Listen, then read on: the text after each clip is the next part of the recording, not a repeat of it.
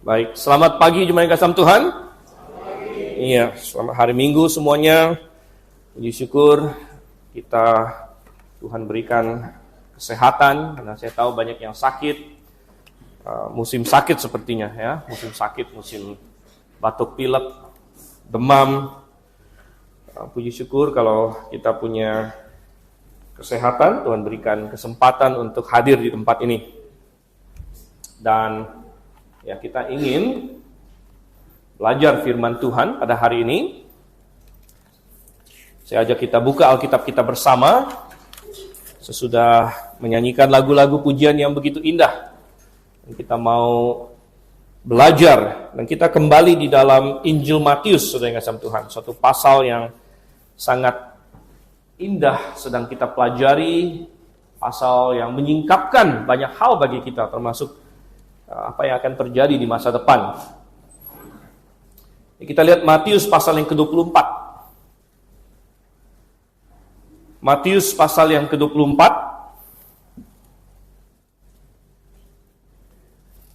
Dan saya akan ajak kita baca dari ayat 32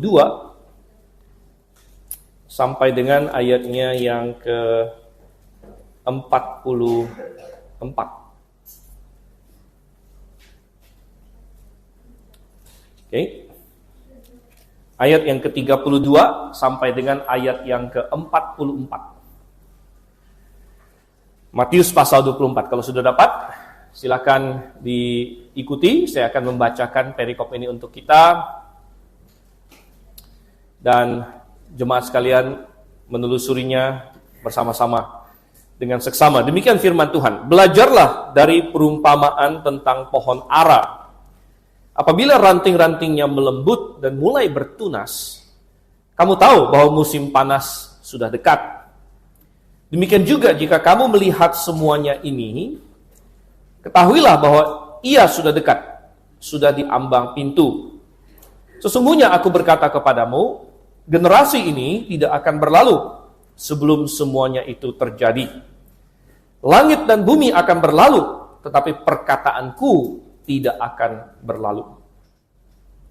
Tentang hari dan saat itu tidak seorang pun yang tahu.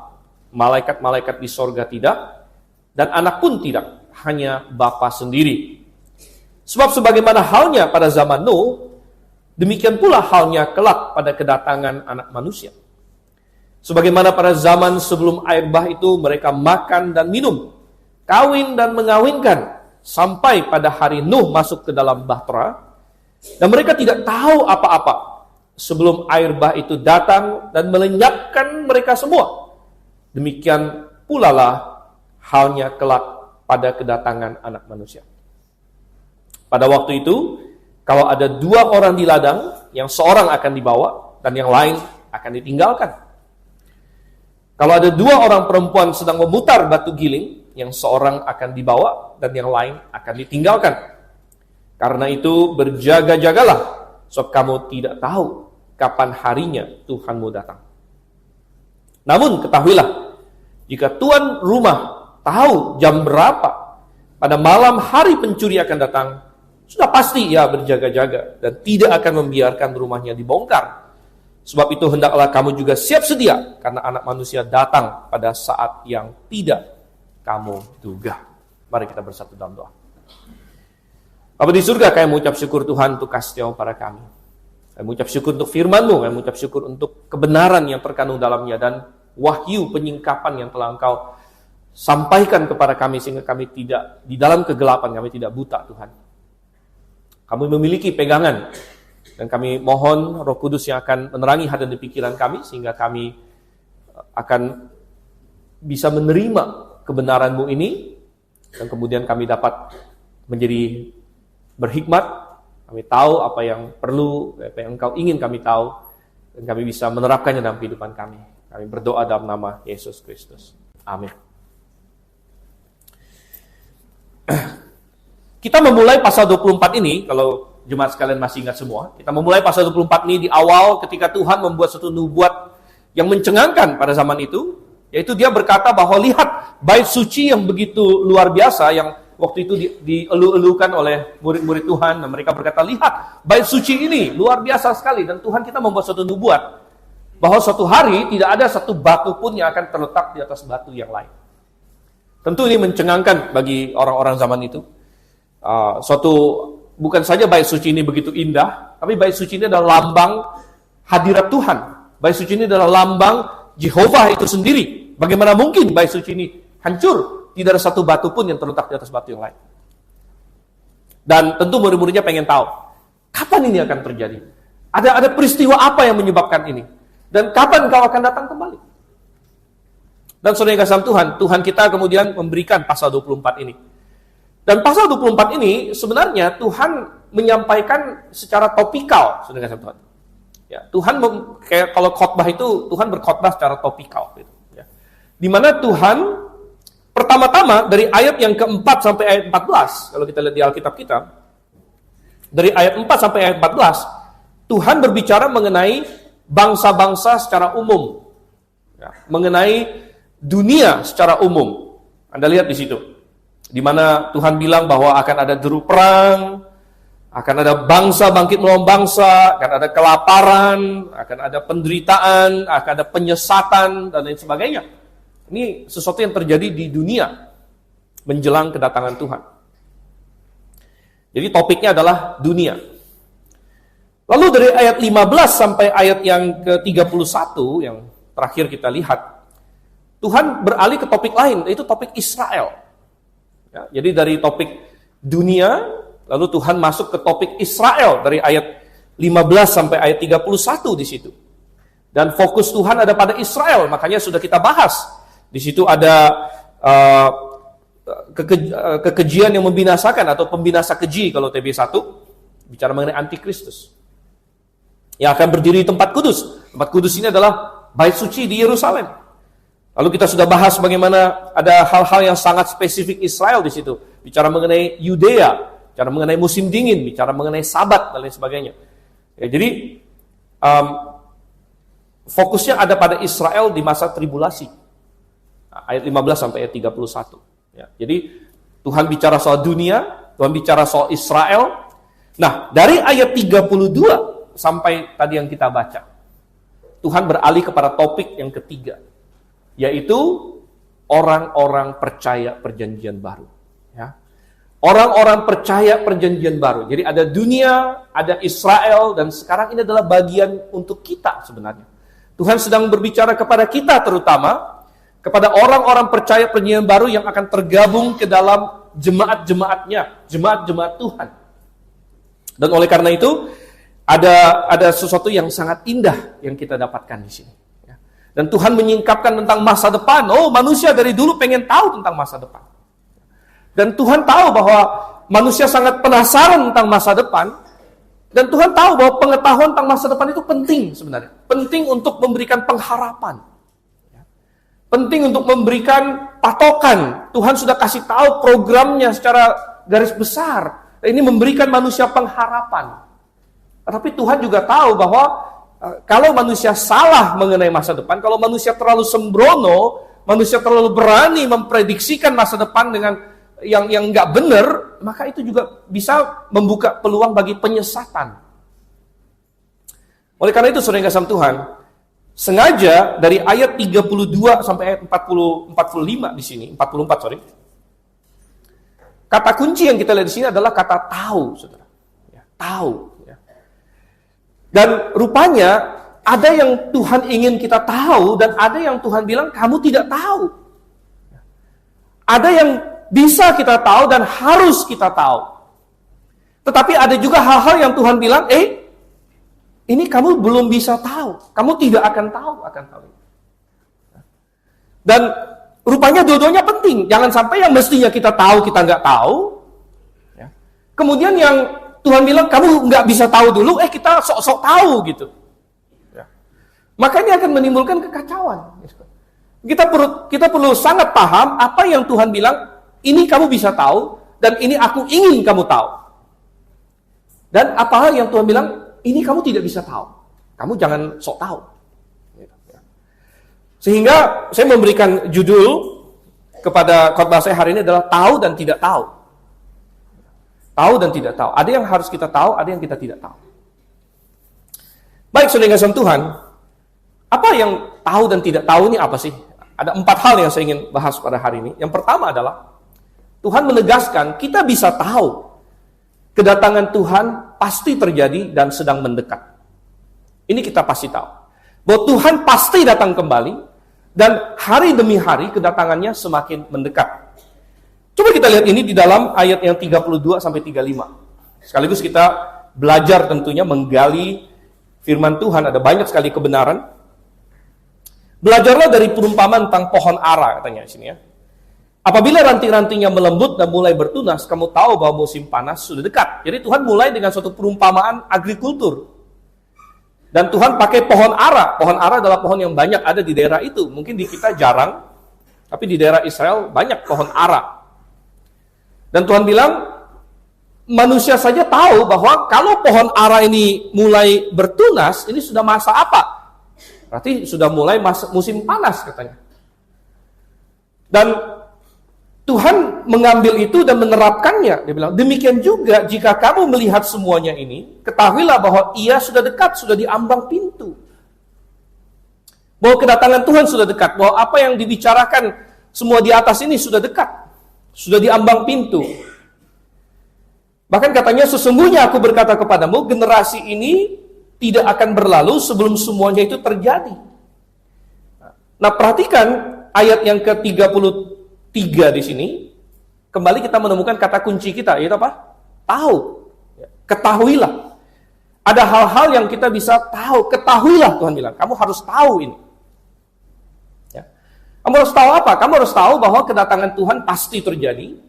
Dan kedatangan Tuhan semakin mendekat hari demi hari. Bahkan Tuhan bilang, kalau kamu bisa melihat zaman, kamu akan tahu bahwa ini sangat-sangat makin mendekat. Ya, musim panas sudah dekat, katanya. Musim panas sudah dekat. Bahkan Tuhan bilang, sesungguhnya aku berkata kepadamu, generasi ini tidak akan berlalu. Ya, kalau di ITB 1 dia pakai angkatan. Angkatan atau generasi ini tidak akan berlalu sebelum semuanya itu terjadi. Langit dan bumi akan berlalu, tapi perkataanku tidak akan berlalu. Ayat 35 diberikan untuk memberikan penekanan bahwa apa yang Tuhan katakan ini tidak mungkin salah. Apa yang Tuhan katakan ini tidak mungkin gagal. Ya, karena langit dan bumi akan berlalu, tapi perkataanku tidak akan berlalu. Berarti Tuhan pasti datang. Tuhan pasti datang. Nah, banyak sekali orang lumayan bingung dengan ayat yang ke-34. Sesungguhnya aku berkata kepadamu, generasi ini tidak akan berlalu sebelum semuanya itu terjadi. Generasi apa yang dimaksud oleh Tuhan Yesus? Kan? Berapa lamakah satu generasi itu? Ya. Nah, kata generasi terakhir muncul itu di pasal 23 ayat yang ke-36. Ya, ketika Tuhan berkata, sesungguhnya aku berkata kepadamu, semuanya ini akan ditanggung orang-orang zaman ini. Ya. Zaman, apakah generasi ini mengacu kepada orang-orang di zaman Tuhan Yesus? Orang-orang di zaman Tuhan Yesus, orang-orang yang menyalibkan Tuhan Yesus. Ya, mereka sudah lama berlalu. Tetapi kita tahu Tuhan Yesus belum datang yang kedua kali. Jadi bagaimana kita memahami ini? Pertama kita melihat generasi itu apa sih? Satu generasi itu apa? Berapa lama satu generasi? Satu angkatan itu berapa lama? Dan tidak ada jawaban yang pasti sekali. Tuhan memang sengaja tidak menyatakan angka yang pas. Ini beda dengan di perjanjian lama. Misalnya, Tuhan pernah bilang, ya, seperti di sekolah minggu dewasa, kita katakan, waktu orang Israel dibuang ke Babel, Tuhan bilang pembuangan Babel akan terjadi selama berapa? 70 tahun, jelas angkanya disebut 70 tahun. Tetapi di sini Tuhan bilang generasi. Generasi itu apa? Berapa lama satu generasi? Ada yang bilang generasi itu dari total hidup seseorang. Dari orang itu lahir sampai orang itu mati, itu satu generasi. Apakah itu maksudnya satu generasi? Ya. Ada yang bilang tidak, generasi itu adalah masa jayanya seseorang. Jadi kayak misalnya kita hari ini pakai ada gen-genan kan? Ada gen X, gen Y, gen Z, macam ya. Ada baby boomers, ya. Lalu ada generasi alpha, segala macam. Ya. Nah, generasi-generasi itu hitungannya hanya paling belasan sampai 20 tahun kalau kita hitung-hitung yang kita sebut generasi sekarang. Apa? Gen Y lah, ya, gen X, gen Z, segala macam. Ya. Siapa yang masuk gen Z sekarang? Ya. Gen Z lagi naik daun, lagi masuk masa primanya dan lain sebagainya. Oke, ya. Tapi apa yang dimaksud dengan generasi di sini oleh Tuhan? Tuhan sengaja tidak nyatakan dengan spesifik sekali generasi itu berapa tahun. Ya. Karena ya memang ada hal-hal yang kita tidak perlu tahu sespesifik itu. Itu bilang generasi ini tidak akan berlalu sebelum semuanya ini terjadi. Coba kita bandingkan dengan Kejadian pasal 15, saudara. Kita lihat Kejadian pasal 15. Nah, ini kita muter jauh ya, balik. Matius adalah kitab pertama Perjanjian Baru. Kita lihat Kejadian di kitab pertama di Perjanjian Lama. Dan Tuhan berjanji kepada Abraham. Coba lihat ayat yang ke-13. Kejadian 15 ayat 13. Firman Tuhan kepada Abram, ketahuilah sungguh-sungguh bahwa keturunanmu akan menjadi pendatang di suatu negeri yang bukan milik mereka, dan bahwa mereka akan diperbudak dan dianiaya selama 400 tahun. Tuhan sudah menubuatkan kepada Abraham bahwa keturunan dia akan diperbudak di Mesir 400 tahun. Tapi bandingkan dengan ayat yang ke-16. Namun, keturunan yang keberapa katanya di sini? Keturunan yang keempat akan kembali ke sini.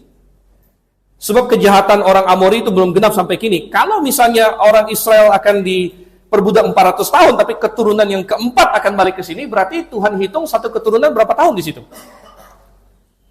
Sepertinya satu keturunan 100 tahun kalau begitu. Dan ini lumayan cocok juga karena Abraham punya anak usia berapa? 100 tahun. Abraham 100 tahun baru dia punya anak Ishak. Karena kita juga bisa menghitung generasi itu adalah antara saat saya lahir dengan misalnya anak saya lahir. Itu satu generasi. Itu juga bisa cara hitungnya seperti itu. Ya. Mau dihitung dari lahirnya bapak ke lahirnya anak, atau mau dihitung dari lahir sampai mati. Jadi ada banyak cara untuk menghitung generasi, saudara. Yang mana yang dimaksud Tuhan? Sekali lagi Tuhan tidak nyatakan dengan spesifik. Coba kita balik lagi ke Matius pasal 24. Matius pasal 24 ayat yang ke-34. Ya. Nah, oke, itu masalah generasi. Nanti kita akan simpulkan ya. Tapi coba kita lihat ilustrasi yang Tuhan buat sekarang. Tuhan menggunakan ilustrasi pohon ara. Adakah signifikansinya kenapa Tuhan pilih pohon ara? Gitu kan? Kenapa Tuhan pilih pohon? Kenapa Tuhan tidak pilih ilustrasi yang lain? Misalnya, kalau matahari sudah bayang-bayang sudah begini, maka kamu tahu hari sudah mau malam. Kenapa Tuhan pilih ilustrasi pohon ara? Adakah yang signifikan dengan pohon ara? Dan ternyata berbagai pohon-pohonan ini sering Tuhan pakai dalam Perjanjian Lama sebagai ilustrasi tentang Israel, saudara. Israel sering digambarkan dalam firman Tuhan dengan 3 jenis pohon. Israel digambarkan dengan pohon anggur, Israel digambarkan dengan pohon ara, dan Israel sering digambarkan dengan pohon zaitun. Tiga-tiga pohon ini ada dipakai untuk menggambarkan Israel. Bahkan pada pasal 21 sebelumnya, beberapa hari sebelum peristiwa di pasal 24 ini, Tuhan Yesus barusan masuk Yerusalem dan dia ketemu sebatang pohon apa? Pohon ara. Yang dari jauh Tuhan pengen ngambil buahnya, tapi ketika Tuhan sampai dekat pohon ara itu, dia lihat, pohon ara ini tidak ada buah, padahal mestinya ada buah. Karena sudah berdaun. Lalu Tuhan mengutuk pohon ara itu. Dan sebenarnya ini peringatan.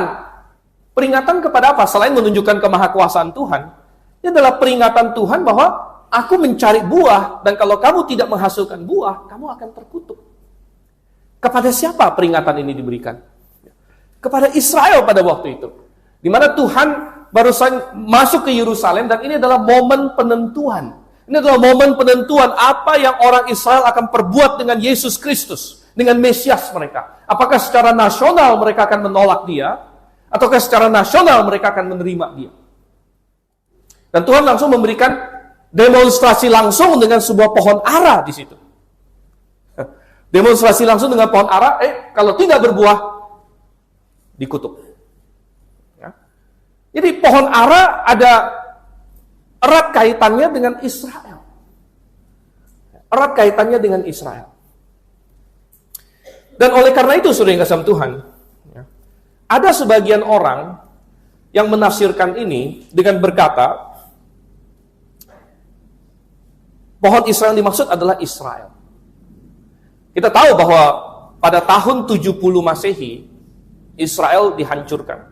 Yerusalem dihancurkan. Tahun 135 dihancurkan lagi, lebih parah lagi. Ya. Dan akhirnya mereka disebar-sebar, tidak ada lagi negara Israel. Banyak orang berpikir Israel sudah selesai, sudah tamat. Lalu, kemudian apa? Ya. Tiba-tiba Israel muncul lagi secara ajaib tahun 1948. Ya. Tahun 1948 negara Israel berdiri lagi sampai hari ini. Ya. Dan banyak orang berkata, nah inilah tandanya, inilah pohon aranya. Bahwa dia sudah mulai bertunas lagi. Pohon ara ini sudah mulai bertunas lagi, kerajaan Israel muncul lagi. Sehingga kalau kita melihatnya, maka kita tahu waktunya sudah dekat. Dan banyak orang, ada sebagian orang menafsirkan bahwa kalau begitu, generasi yang menyaksikan Israel jadi bangsa kembali tahun 1948 tidak akan berlalu sebelum semuanya ini terjadi. Sebelum semuanya terjadi. Lalu satu generasi berapa lama? Ya kita nggak tahu, tadi kan ada yang bilang 100 tahun katanya. Kalau tadi Abraham 100 tahun.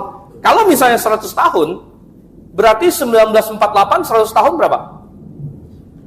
2048. Generasi yang menyaksikan Israel muncul kembali, pohon ara itu bertunas. Tapi saudara yang kasih Tuhan, saya setuju bahwa pohon ara ini ada hubungannya dengan Israel. Tapi saya tidak mau membatasi Tuhan, bahwa Tuhan harus datang sebelum tahun 2048. Gitu ya. Tetapi kuncinya bagi saya adalah dikata, kalau kita menelusuri, kita mengeksegesis ayat ini dengan sangat jelas. Pertama kita lihat dulu kata ayat 34. Kata generasi ini. Ya. Angkatan ini. Nah, angkatan ini yang dimaksud Tuhan. Angkatan apa? Jadi banyak orang langsung berasumsi angkatan ini maksudnya adalah angkatan yang di zaman Tuhan Yesus. Padahal belum tentu itu yang dimaksud Tuhan Yesus. Jadi generasi ini itu apa? Generasi ini yang dimaksud Tuhan sesuai dengan konteksnya adalah ayat 33, yaitu generasi yang melihat semuanya ini. Jadi ayat 33, demikian juga jika kamu melihat semuanya ini, ketahuilah bahwa ia sudah dekat, sudah di ambang pintu. Sesungguhnya aku berkata kepadamu, angkatan atau generasi ini bukan harus generasi yang di zaman Tuhan Yesus. Tapi generasi yang Tuhan maksud di ayat 33 melihat semuanya ini. Melihat apa, saudara? Coba kita cek pasal 24. Kapan lagi ada kata jika kamu melihat. Jika kamu melihat. Di mana lagi ada kata itu? Ternyata kata itu ada di ayat 15. Jadi kuncinya adalah melihat ada persamaan istilah dalam bahasa Yunaninya persis sama. Yaitu kata hotan idt. Hotan idt bisa diterjemahkan apabila kalian melihat atau jika kalian melihat. Dan itu muncul 2 kali di ayat 15 dan di ayat 33. Di ayat 33 tadi, jika kamu melihat, maka ketahuilah sudah dekat, katanya. Dan ini paralel dengan di ayat 15. Jadi apabila, kata apabila sama dengan jika di situ ya, kata hotan dalam bahasa aslinya. apabila kamu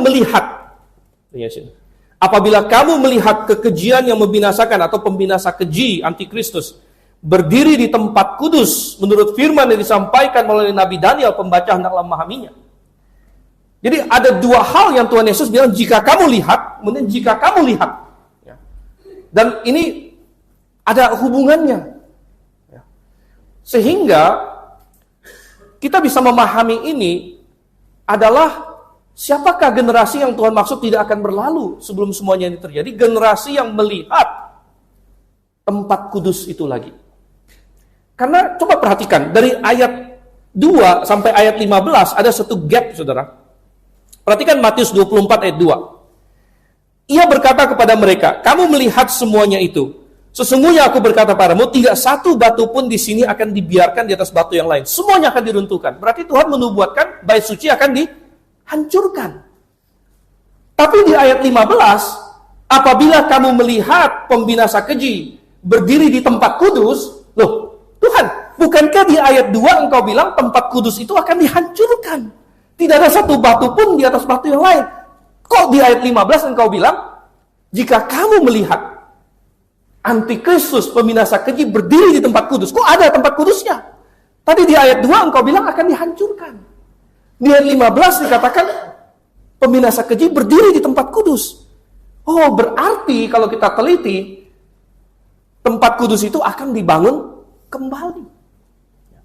Sesudah dihancurkan sampai tidak ada satu batu pun di atas batu yang lain, tetapi akan didirikan kembali, saudara. Sehingga ayat 15 bisa terlaksana.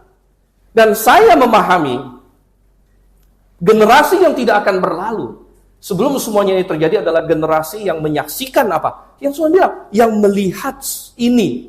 Yang melihat ini itu apa? Ini itu adalah dibangunnya kembali bait suci. Dibangunnya kembali bait suci. Generasi yang akan menyaksikan. Ada hubungan dengan Israel nggak? Ada. Karena kalau tidak ada Israel, nggak mungkin bait suci dibangun kembali. Tuhan sudah persiapkan tahun 1948, Israel muncul lagi sebagai bangsa. Tetapi belum siap total, karena bait suci belum dibangun kembali. Nah, Tuhan tidak kasih tahu kita apakah bait suci akan dibangun kembali sebelum rapture atau sesudah rapture. Tuhan sengaja gelapkan itu. Ya. Bisa jadi bait suci akan didirikan kembali, bait suci Yerusalem bisa jadi didirikan kembali sebelum rapture, bisa jadi juga setelah rapture. Dan Alkitab tidak berkata bahwa setelah rapture terjadi langsung masuk 7 tahun kesusahan. Bisa jadi ada suatu masa peralihan. Karena hitungan tribulation adalah ketika Antikristus membuat perjanjian dengan Israel. Itu mulainya tribulation. Tribulation tidak harus dimulai pada saat rapture. Ya, setelah rapture bisa jadi ada suatu masa peralihan. Tapi masa tribulasi dimulai adalah ketika Antikristus membuat perjanjian dengan Israel. Ya. Nah, masa peralihan ini bisa lama atau bisa pendek. Inilah yang Tuhan katakan. Generasi itu tidak akan berlalu. Jadi, masa peralihan sejak rapture sampai dengan akhir tribulation semuanya, bahkan mulai dari didirikannya bait suci. Entah itu sebelum rapture, entah itu setelah rapture. Satu generasi tidak akan berlalu. Itu semua akan terlaksana di dalam satu generasi. Nah, saudara yang kasih Tuhan, ini adalah sesuatu yang Tuhan kasih tahu kepada kita. Nah, kita lihat hari ini. Israel sudah ada. Mereka sekarang sedang sangat-sangat ingin mendirikan kembali bait suci. Mereka sudah siapkan segala-galanya. Yang orang-orang yang mereka siapkan sebagai imam sudah siap. Bahkan mereka sudah bikin bait suci bohongan. Bait suci ini kayak museumnya begitu. Bait suci contohnya, skalanya di padang gurun. Mereka sudah latihan di sana. Wah, latihan ini sembelih kambing, domba, segala macam. Mereka sudah siap. Dan mereka hanya menunggu suatu momen di mana mereka bisa membangun bait suci itu. Nah, sekarang lagi perang sana-sini. Dan gara-gara perang ini, bangsa-bangsa semakin membenci Israel. Terakhir Benyamin Netanyahu pidato di PBB bangsa-bangsa hampir semuanya walk out. Anda baca nggak beritanya? Mereka pada walk out semua. Trump sekarang lagi pengen, ayo kita harus damaikan. Ada damai nih, Gaza sudah damai. Dia tarik Hamas, dia tarik Netanyahu. Ini harus jabat tangan gimana caranya. Gitu kan? Macam-macam, saudara. Dan kita melihat semua ini. Dan kita melihat Israel kembali muncul. Dan Alkitab menubuatkan bahwa suatu hari nanti semua bangsa akan menyerang Israel. Kita melihat persiapan pembangunan bait suci. Yerusalem semakin penting, saudara. Anda tahu waktu tahun 1948, Israel menjadi negara, Israel belum punya Yerusalem. Yerusalem masih di tangan bukan Israel. Tapi kemudian, dalam perang 6 hari dan perang Yom Kippur segala macam, mereka yang serang, Israel balas lagi sampai dapat Yerusalem lagi. Tapi tidak ada negara yang mau akui Yerusalem adalah ibu kota Israel. Sampai yang terakhir, Trump di periode pertamanya, dia pindahkan kedutaan besar Israel, Amerika ke Yerusalem.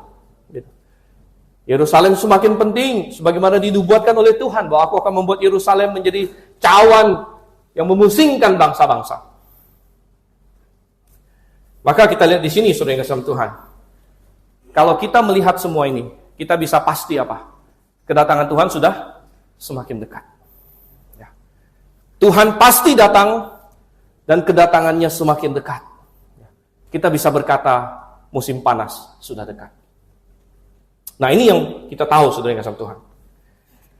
Coba kita turun lagi sekarang. Itu poin pertama kita. Ada yang kita tidak bisa tahu. Ini poin kedua. Poin pertama adalah kita tahu kedatangan Tuhan pasti, dan kedatangan Tuhan semakin mendekat.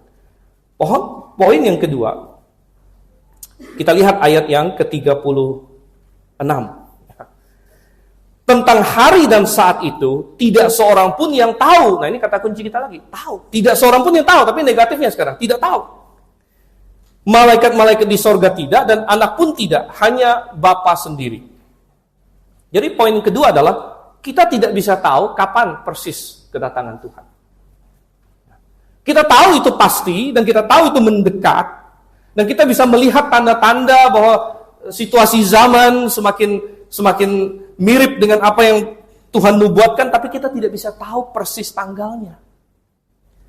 Dan Tuhan mewanti-wanti agar kamu tidak bisa tahu. Bahkan Tuhan bilang di sini, jangankan kamu, malaikat aja nggak tahu. Kamu malaikat bukan? Bukan. Saya orang, tapi orang juga disebut apa? Tidak seorang pun tahu. Jadi entah kamu malaikat, entah kamu orang, kamu nggak bisa tahu. Anda tahu bahwa dalam pertemuan jemaat, malaikat-malaikat ikut mendengarkan. Jadi ada malaikat yang sedang mendengarkan khotbah di Grave saat ini. Maka saya berkata juga kepada malaikat, malaikat tidak bisa tahu. Karena saya tahu yang duduk di sini bukan malaikat semuanya. Ini manusia. Gitu. Tapi Anda manusia pun tidak bisa tahu. Nah, ada kata-kata anak pun tidak. Sebenarnya frase anak pun tidak nggak muncul di Injil Matius ya.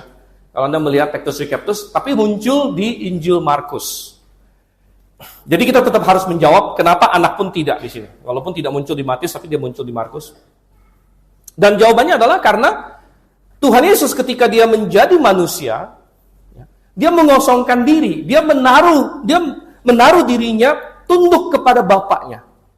Dan ini adalah salah satu bentuk ketundukan dia kepada Bapa.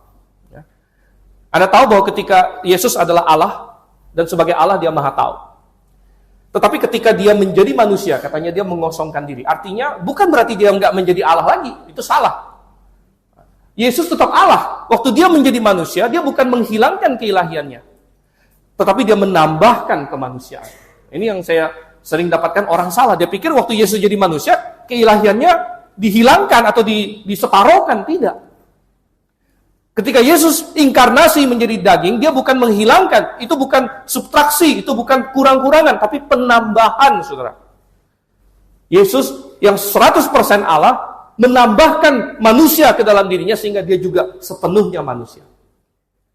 Jadi ingat sekali lagi, inkarnasi bukan pengurangan, tapi penambahan. Bukan peniadaan keilahian, tapi penambahan kemanusiaan. Tapi tentu kemanusiaan dan keilahian ini bagaimana terwujudnya dalam diri Yesus yang lahir sebagai bayi. Tuhan katakan di dalam Filipi pasal 2, dia mengosongkan diri. Dia mengosongkan diri. Artinya ada aspek-aspek keilahiannya yang dia tidak pakai 100% sepanjang waktu. Oleh karena itu ketika dia lahir sebagai bayi, dia lahir bukan sebagai bayi yang jadi monster, saudara. Bayi yang bisa langsung waktu keluar bukan nangis, tapi menyapa ibunya, begitu.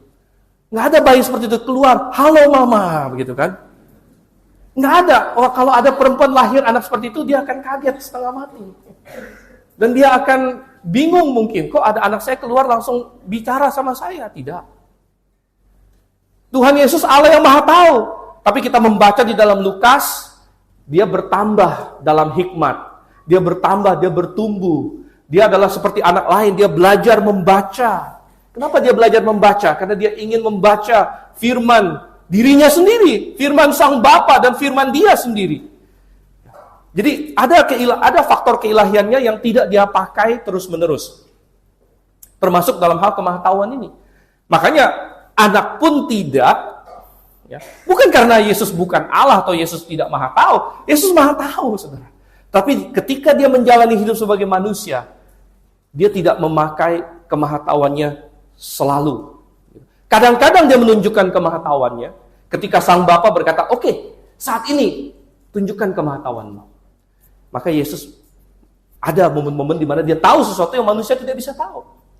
Tapi di waktu-waktu lain, dia tunduk kepada Sang Bapa. Dan dikatakan di sini, anak pun tidak hanya Bapa sendiri.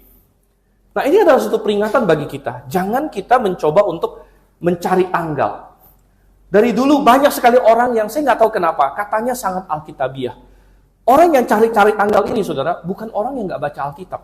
Justru kebanyakan mereka adalah orang yang sangat-sangat getol, ya. Anda tahu nggak mencari tanggal itu? Wah, mereka sampai buka kitab Daniel, ada berapa 2.300 hari, apa segala macam 1.000 berapa hari. Perikop-perikop yang mungkin orang jemaat Gafri sendiri jarang yang buka, saudara.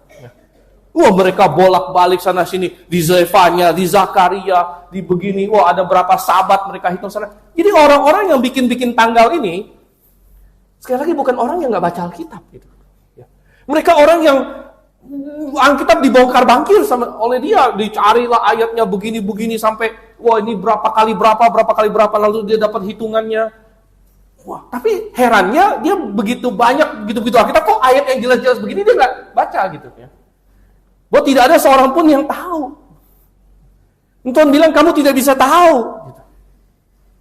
Oh, ada banyak sekali sejarah. Ada seorang namanya William Miller, cikal bakal dari gereja Advent. Ini sudah lama yang lalu. Dia sempat waktu itu di zamannya tahun 1800-an dia bikin suatu gerakan yang besar dan berkata Yesus Kristus akan datang tahun 1844. 1844 makin yakin mereka, makin dekat mereka makin yakin. Tanggalnya lalu ditetapkan. Tanggal katanya 22 Oktober 1844. Lalu mereka semua datang di situ. Mereka tunggu hari itu tiba. Wah, ada yang senang. Sampai malam nunggu nggak diangkat-angkat, saudara. Nggak diangkat-angkat. Sampai selesai. Lewat tanggal 22 Oktober, besoknya masuk tanggal 23 Oktober. Banyak yang nangis. Dan muncullah istilahnya the great disappointment. The Great Disappointment, dan dari situ akhirnya muncul banyak denominasi, termasuk salah satunya Advent hari ke-7 di situ.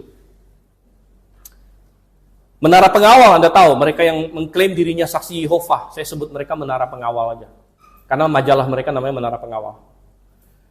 Ya, Menara Pengawal pernah berkata bahwa Yesus akan datang 1874. 1874 datang, kok nggak datang? Nah, biasanya mereka bersilat lidah, dia bilang, datang cuman nggak kelihatan sama kamu katanya, gitu ya. Oh begitu, datang katanya. Lalu mereka bilang 1914 kerajaan Allah sudah dimulai. Jadi mereka berada dalam suatu dunia fantasi kalau begitu. Ya. Yesus sudah datang katanya. Lalu datang mana dia, gitu kan?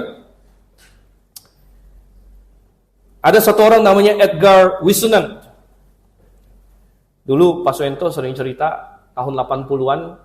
Dia sempat bagi-bagi traktat yang Yesus mau datang kembali itu. Saya nggak tahu itu siapa itu. Pak Suento ingat nggak itu? Ya. Tapi saya telusuri, satu orang namanya Edgar Whisenant. Dia pernah menulis buku 88 alasan rapture akan terjadi tahun 1988. Hebat ya, 88 alasan rapture akan terjadi tahun 88. Ya, tahun 88 saya baru 7 tahun. Dan saya tidak di rapture, saya sampai masih hari ini. Dan Anda juga masih sini semua. Tahun 2011, waktu saya pergi ke Amerika belajar di sana, lagi heboh-hebohnya ada satu orang pengkhotbah radio terkenal namanya Harold Camping. Dia membuat prediksi, katanya Tuhan Yesus akan datang 21 Mei 2011. Ya, kalau Tuhan datang 2011, 21 Mei, saya nggak perlu ngambil gelar doktor waktu itu, saudara. Saya di Amerika, ya udah santai-santai aja, makan barbecue terus setiap hari. Tidak, ya, Tuhan Yesus tidak datang 21 Mei 2011. Anda tahu yang barusan beberapa minggu yang lalu ini ada prediksi lagi, Anda ada dengar nggak? Ya. Ada satu orang pengkhotbah di Afrika sekarang. Saya lihat Afrika ini kok jadi gudangnya banyak sekali penyesat gitu ya. Ada seorang pengkhotbah di situ namanya Joshua Melakela. Ya, Joshua Melakela. Dia katanya bernubuat bahwa Tuhan Yesus datang 23 September 2025. Ya. Nah, ini sudah lewat. Kita sudah lewat, saudara. Sudah lewat 2 minggu. Ya, 23 September 2000. Terus nggak jadi kan? Nggak jadi. Terus dia bilang apa? Dia bilang, dia ke TV nih. Dia muncul di TV. Semua orang katanya, kamu bilang ini salah. Terus dia bilang, oh ya sorry, salah hitung. Dia bilang. Yang benar adalah dia revisi. Kalau nggak salah 7 Oktober. Ini bentar lagi, saudara. Dia bilang, saya salah hitung sedikit. Ya. Yang benar adalah 7 Oktober 2025. Sebenarnya saya mau kontak dia. Saya bilang, saya sangat percaya. Tolong harta Anda titipkan ke saya dulu, gitu ya. Biar ini. Ya. Tapi saudara yang kasih Tuhan, kok banyak sekali? Kok banyak sekali orang yang berani-berani membuat seperti itu? Padahal Tuhan sudah bilang, kamu tidak tahu, tidak seorang pun tahu. Ini kata kunci kita tahu. Ada yang Tuhan ingin kita tahu, kita harus tahu. Ada yang Tuhan bilang, kamu tidak bisa tahu. Kenapa demikian? Karena mereka tidak tahu kebenaran. Nah, ini nanti akan menjadi poin ketiga kita. Tapi saya jabarkan dulu, mereka tidak tahu kebenaran. Tapi kenapa begitu banyak orang tertarik?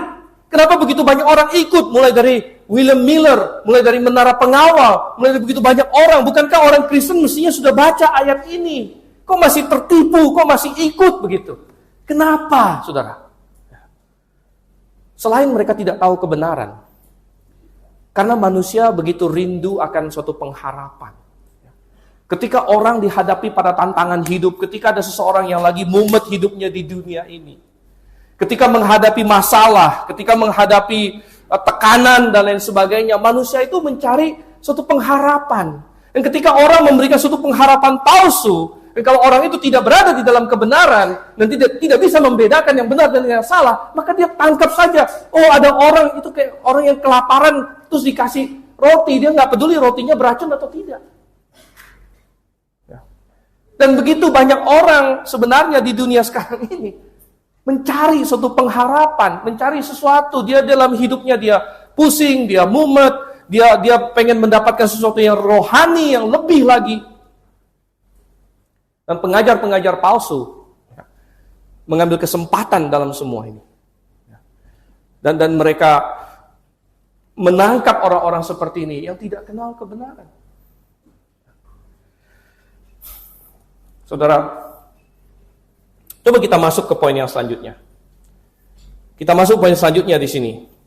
Dan saya ajak kita baca dari ayat 37 sampai ayat yang ke-39 ya. Ayat 37 sampai dengan 39.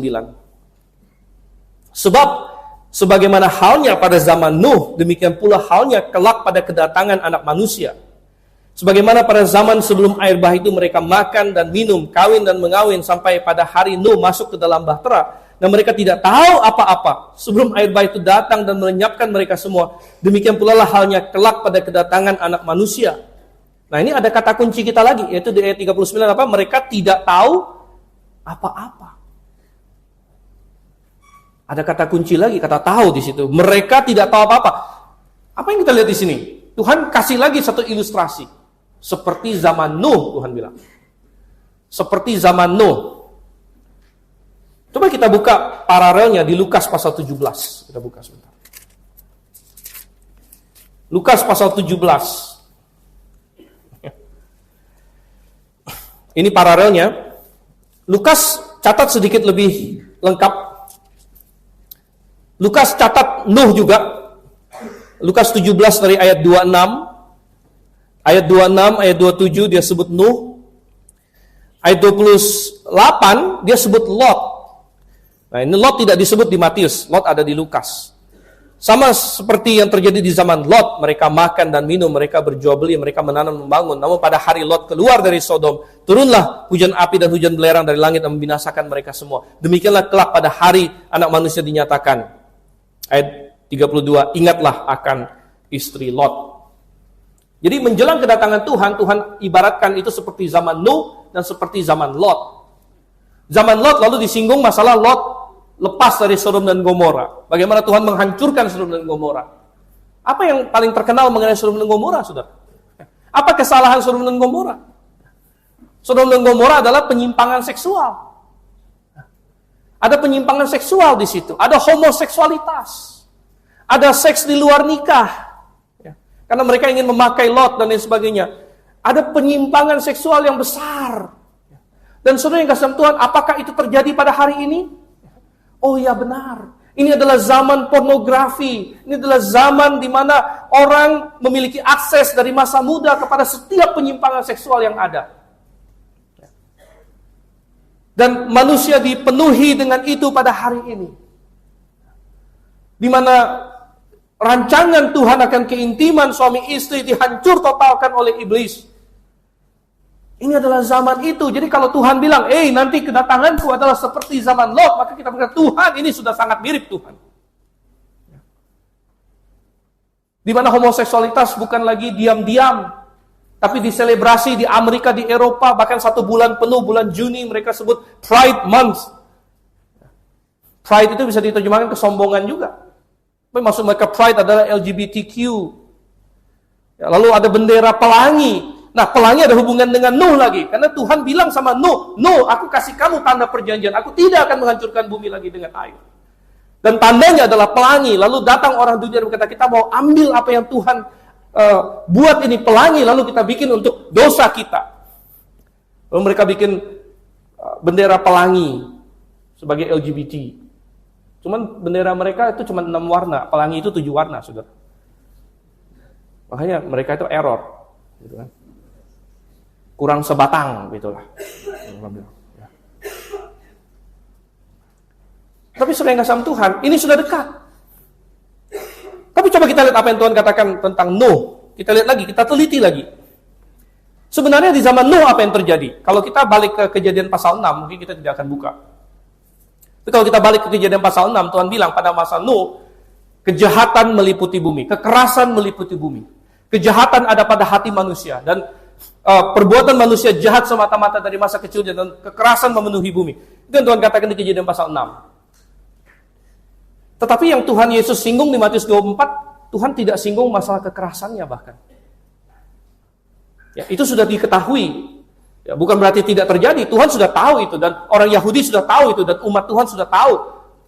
Ada kekerasan di Kejadian pasal 6. Tapi apa yang Tuhan katakan di Matius 24 di sini tentang masa Nuh? Ayat yang 38. Sebagaimana pada zaman sebelum air bah itu, apa yang Tuhan katakan? Mereka pertama makan dan minum, kawin dan mengawinkan, sampai pada hari Nuh masuk ke dalam bahtera. Mungkin kita bertanya, Tuhan, ini salahnya di mana Tuhan? Pada masa sebelum air bah itu mereka makan dan minum. Makan dan minum salah nggak? Enggak, makan dan minum normal. Untuk hidup kita perlu makan, kita perlu minum. Lalu mereka kawin dan mengawinkan. Kawin mengawinkan salah nggak? Enggak juga sih, asal benar aja kawinnya gitu ya. Kawin mengawinkan tidak harus salah. Ya. Bahkan di tadi yang kita sebut tadi, di era sekarang penyimpangan seksual yang begitu luar biasa, di mana banyak orang sekarang malah nggak mau kawin lagi. nggak mau menikah. Ngapain menikah? Toh saya bisa intim tanpa menikah. Dengan kultur friends with benefit, one night stand, only fans, dan sebagainya. Ngapain saya menikah? Dating, hookup culture. Justru orang yang menikah bagus malah kalau begitu. Di tengah-tengah kekacauan moral di zaman sekarang ini, orang yang menikah justru bagus gitu. Jadi sepertinya tidak ada yang salah. Mereka mereka makan dan minum, kawin dan mengawinkan, sampai pada hari Nuh masuk ke dalam bahtera. Tetapi yang salah adalah ayat yang ke-39. Dan mereka tidak tahu apa-apa. Nah itu salahnya, saudara. Mereka menjalani hidup mereka seperti normal, seperti tidak ada masalah. Padahal mereka mestinya tahu penghakiman Tuhan sedang datang. Padahal mereka mestinya tahu karena Tuhan sudah kirim utus Nuh yang di dalam Petrus dikatakan dia adalah pemberita kebenaran.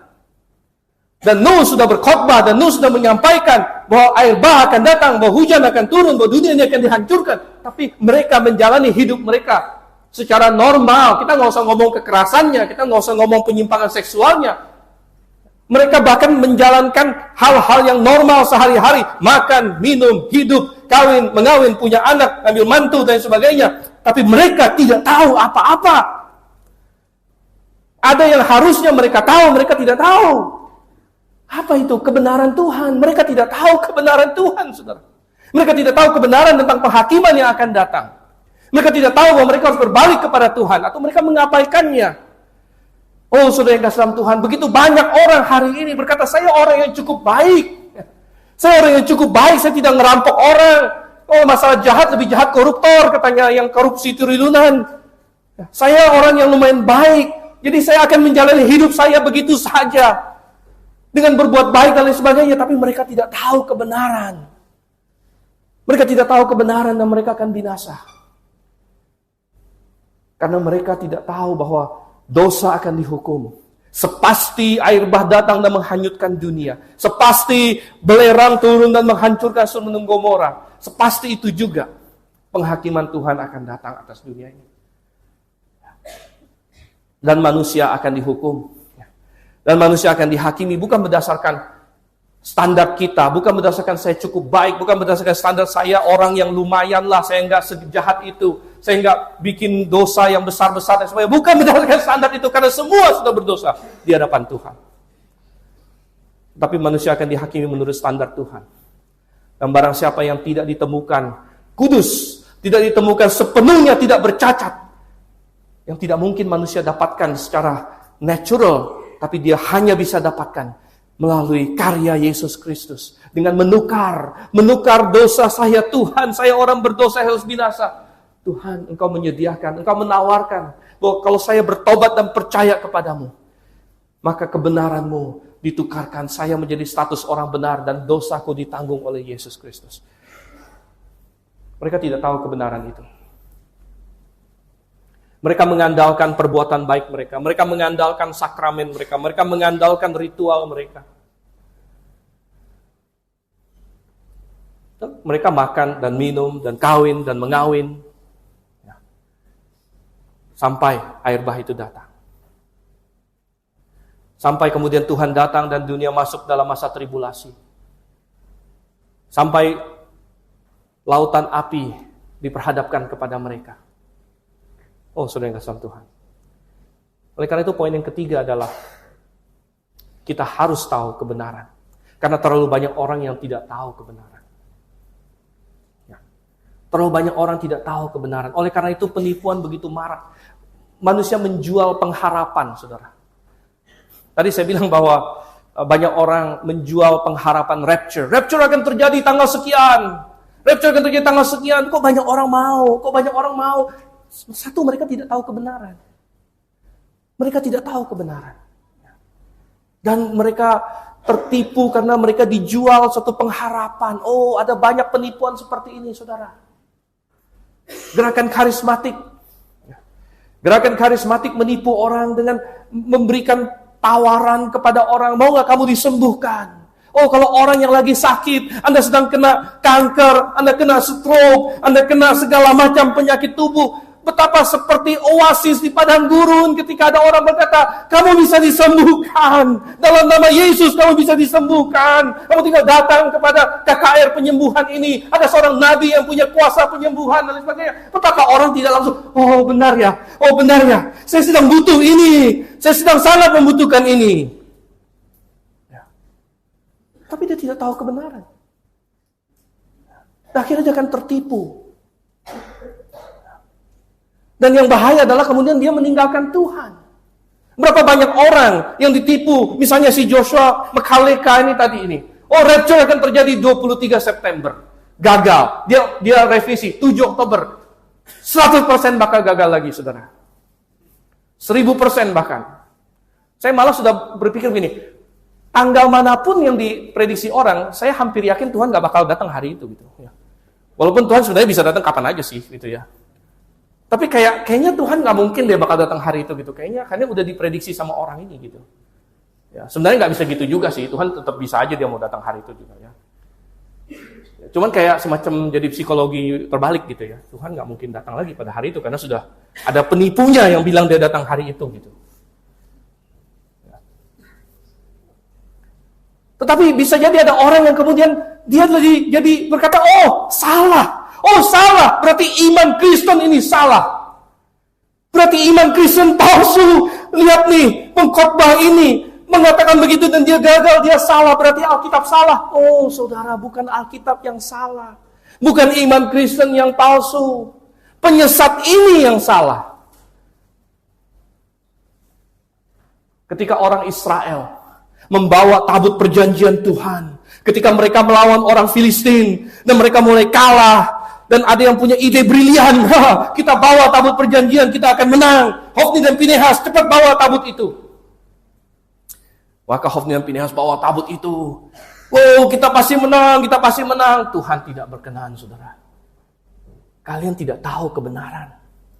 Kalian tidak benar-benar mengenal aku. Kalian hanya pakai simbol-simbolku. Kalian memakai namaku. Kalian memakai istilah-istilahku. Tapi kamu tidak tahu kebenaran. Kamu tidak mengenal aku. Tuhan bilang, aku tidak mau beserta kalian. Dan Tuhan izinkan orang Filistin mengalahkan orang Israel pada zaman itu. Tabut itu diambil Tuhan. Dan orang bisa berkata, Tuhan kalah. Yehova kalah. Israel kalah. Oh, bukan Tuhan yang kalah. Tuhan tidak kalah. Tapi Tuhan tidak mau penyesatan ini berlangsung.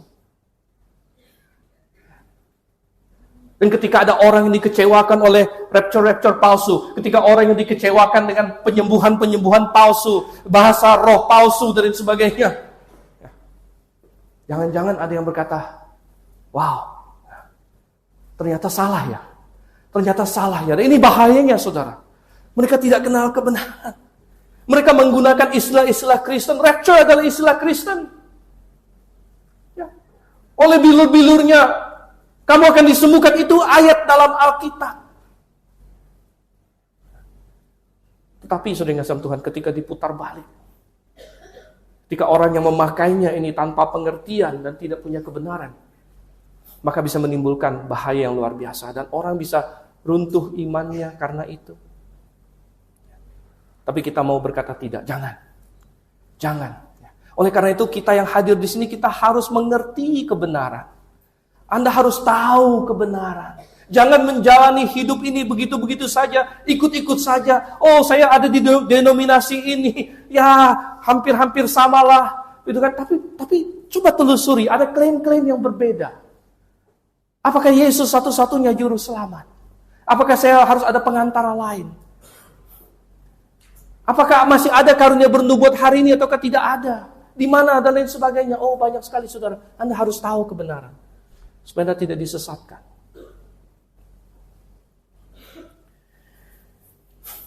Kita masuk kepada poin yang terakhir, saudara. Poin yang keempat. Kita akan melihat lagi di sini dari ayatnya yang ke-40 sampai ayatnya yang ke-44.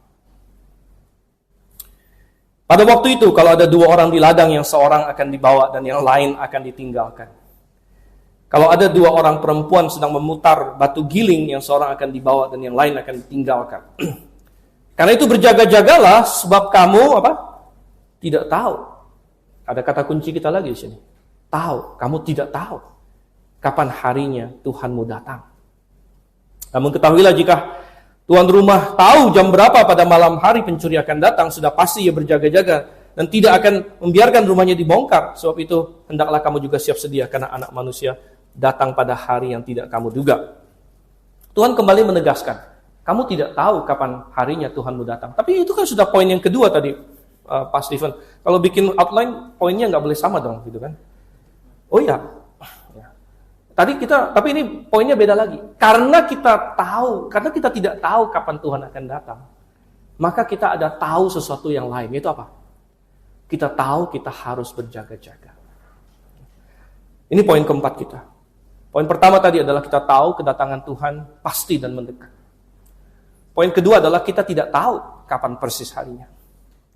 Poin yang ketiga adalah banyak orang tidak tahu kebenaran, tapi kita harus tahu kebenaran. Dan poin yang keempat adalah kita tahu kita harus berjaga-jaga.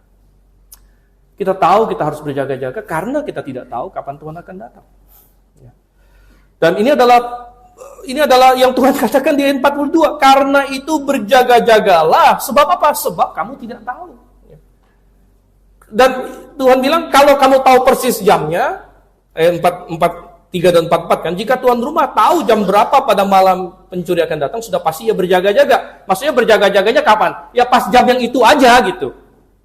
Misalnya saya udah tahu nih, nanti malam pencuri akan datang ke rumah saya jam 2.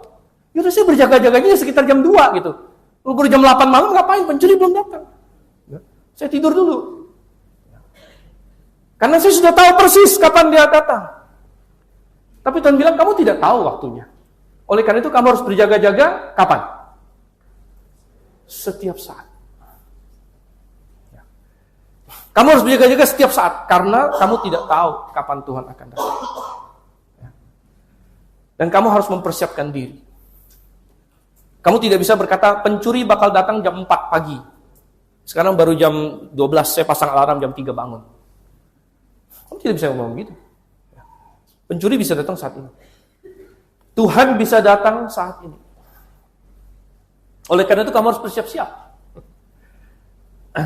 Karena waktunya tidak diketahui. Bahkan dikatakan di sini nanti akan mendadak. Ya, di ayat 40-41. Kalau ada 2 orang di ladang, yang seorang akan dibawa, yang lain ditinggalkan. Kalau ada 2 perempuan sedang memutar batu giling, yang seorang akan dibawa, yang lain akan ditinggalkan.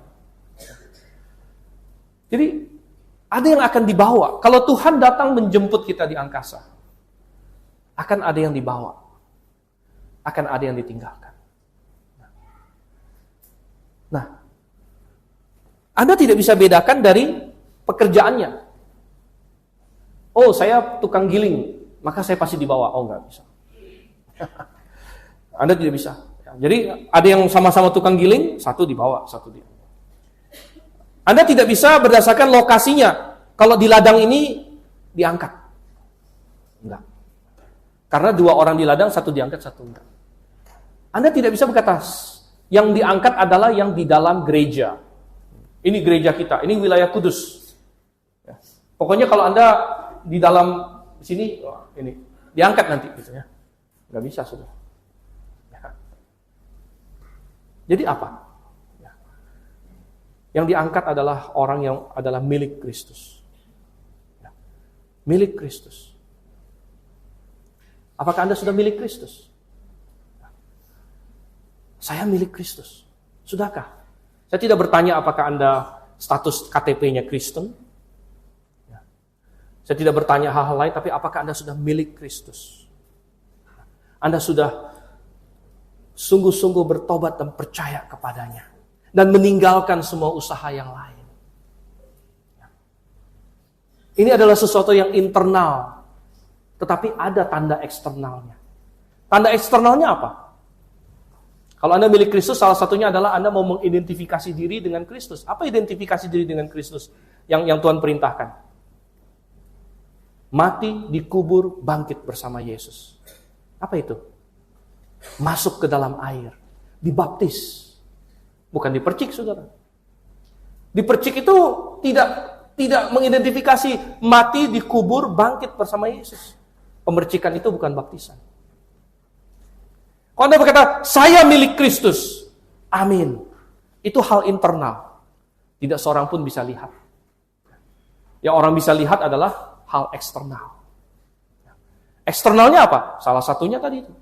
Langkah ketaatan pertama, memberi diri dibaptis. Sebagai kata, saya milik Kristus. Saya mau mengidentifikasi diri dengan Yesus, juru selamat saya. Sebagaimana Alkitab katakan, dia mati, dia dikubur, dia bangkit kembali, maka saya juga mati. Saya dikubur, saya masuk ke dalam air. Kemudian saya akan bangkit bersama dengan Yesus. Kalau Anda milik Kristus, Anda akan senang di dalam tubuh Kristus. Anda mau bergabung dengan jemaat. Sekali lagi, Anda milik Kristus atau tidak, itu ada di dalam hati Anda. Tetapi akan ada efeknya, akan ada hal yang terlihat dari luar. Anda mau bersama dengan tubuh Kristus, bersama dengan jemaat. Anda mau melakukan hal-hal yang menyenangkan hati Kristus. Karena dia akan segera datang. Dan ketika dia datang, maka sudah selesai waktunya. Kalau Anda bukan miliknya, maka Anda tertinggal. Anda tidak akan dibawa. Kalau Anda miliknya, Anda akan dibawa. Tapi pada saat itu juga Anda masuk dalam tahta pengadilan Kristus. Nah, kalau Anda masuk dalam tahta pengadilan Kristus, berbahagialah Anda, karena berarti Anda masuk surga. Tapi kemudian, mungkin kita menyesal. Karena waktu itu semua pekerjaan kita akan diuji dengan api dalam 1 Korintus dikatakan. Dan kalau pekerjaan kita itu terbuat dari kayu dan rumput kering dan jerami, maka itu akan terbakar.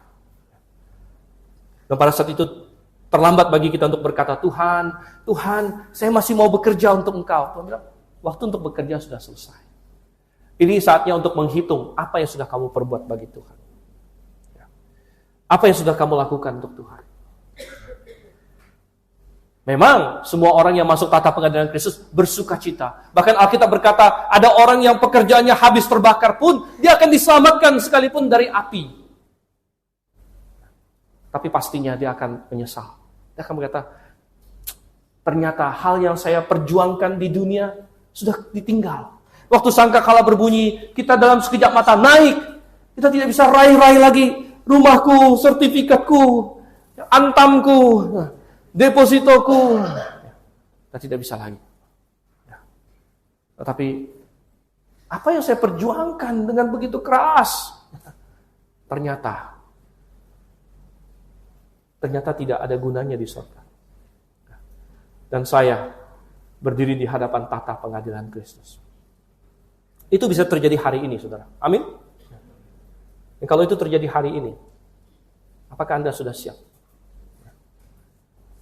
Tanya pada diri kita sendiri. Sudahkah saya diselamatkan?